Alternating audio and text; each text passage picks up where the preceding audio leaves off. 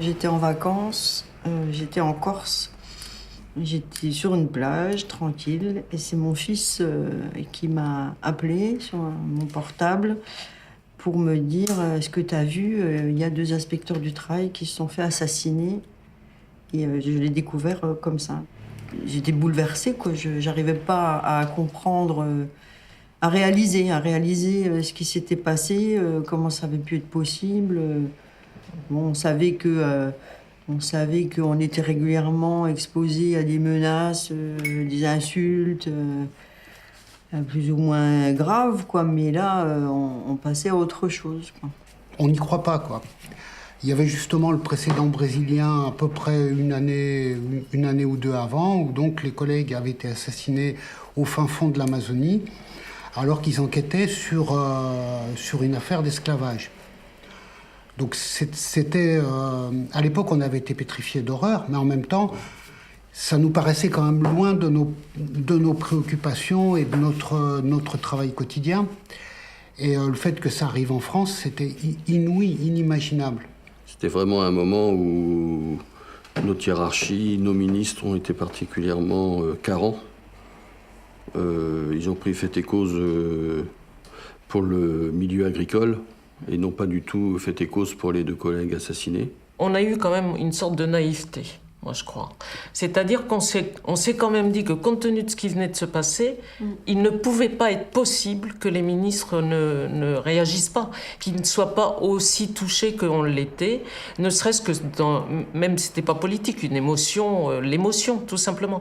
Et à partir de ce moment-là, on a bien compris qu'on n'aurait jamais de soutien de la hiérarchie, jamais. Et effectivement, il y a quelque chose qui s'est cassé dans le lien qu'il y avait précédemment avec la hiérarchie, qui était quand même une hiérarchie qui connaissait le boulot et qui était quand même assez proche des agents. On a demandé une intervention publique, audiovisuelle, sur des chaînes publiques, nationales, pour réaffirmer.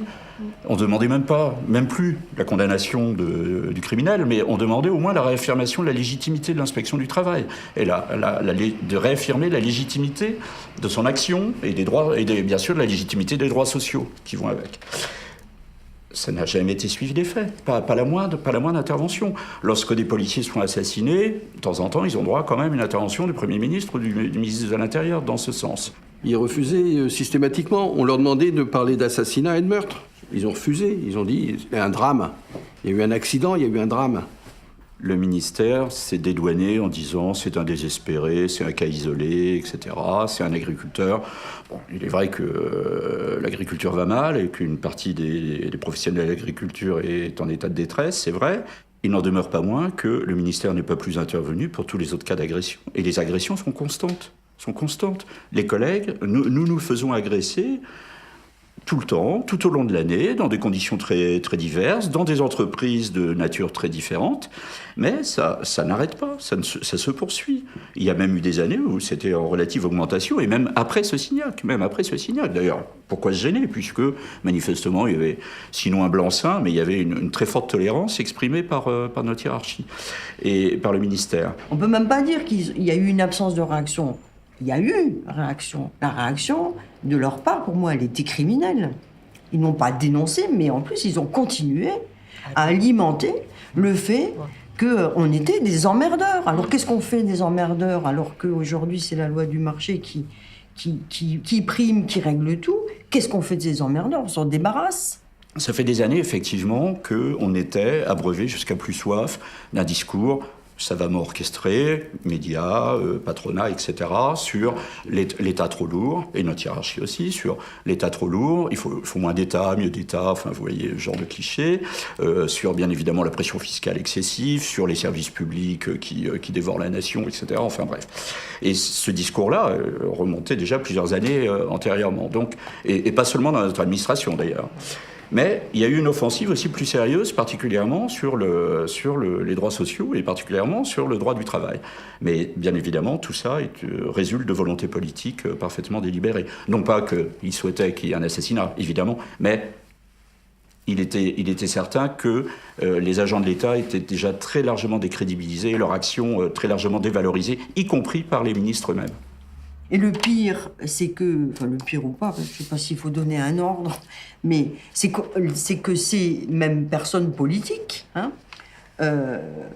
ont décidé d'utiliser ce double assassinat pour mettre en place la réforme de l'inspection du travail. Sous-entendu, c'était pas la faute de cet agriculteur qui avait tiré, c'était pas la faute des politiques qui ne cessaient de dire que, bah oui, on prend pas assez en considération leurs difficultés.